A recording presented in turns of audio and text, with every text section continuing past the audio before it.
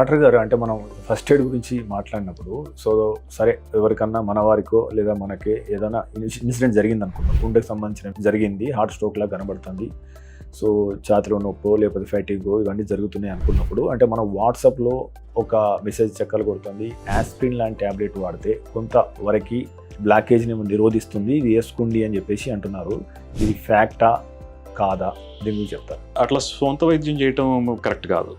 Okay collapse అయ్యారు ఒకళ్ళు, అది ఏంటో తెలియకుండా మన ఆస్ప్రిన్ ఇచ్చాం. ఫర్ ఎగ్జాంపుల్ వాళ్ళకి ఎక్కడైనా బ్లీడింగ్ అవుతుంది అనుకోండి, ఎంతవరకు సేఫ్ అది ఆస్ప్రిన్ అనేది? ఇంకా బ్లడ్ ఇంకా ఎక్కువ చేస్తుంది. కరెక్ట్.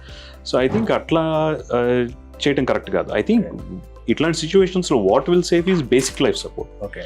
సో మీరు చూసే ఉంటారు, ఆ మధ్య గవర్నమెంట్ వాళ్ళ ప్రమోషన్తో బేసిక్ లైఫ్ సపోర్ట్ అనేది చాలా స్ప్రెడ్ చేయడం జరిగింది. బేసిక్ లైఫ్ సపోర్ట్ అంటే ఎవరన్నా కొలాప్స్ అయినప్పుడు ఇమ్మీడియట్గా వాళ్ళకి పల్స్ ఉందా లేదా, బ్రీతింగ్ స్పాంటేనియస్గా శ్వాస తీసుకోగలుగుతున్నారు లేదా అని అసెస్ చేసుకుని chest compressions, mouth to mouth breathing కానీ అది సేఫ్ కాదనుకున్నప్పుడు వేరే రకంగా మాస్క్ ద్వారా బ్రీతింగ్ అందటం కానీ ఈజ్ సేఫ్ సిచ్యువేషన్.